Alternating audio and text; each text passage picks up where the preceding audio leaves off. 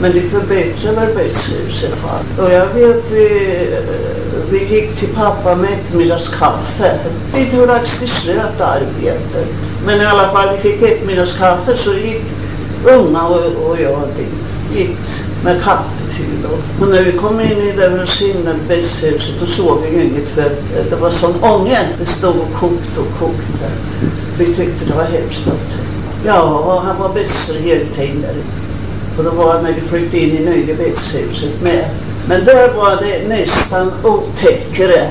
För där hade det ju bäddskvar när det gick jäms med golvet. Och så för vintern var det svallig. Och jag vet mamma var rädd många gånger att vi skulle halka i det där otäckkvaret. Och jag var döden med detsamma. Och det rann ju från taket där inne. Och Kara, det var ju upprejda på halsen och på nacken. Jag kommer ihåg pappa, han hade sådana sårskorpor och det där. Och det klätt undan för undan. Så det var förskräckligt. Så sköterska fick ju, eller det fick en sköterska som var, jag vet inte, hon smålade väl med på jobbet, det vet jag. Men otäckt var det i alla fall.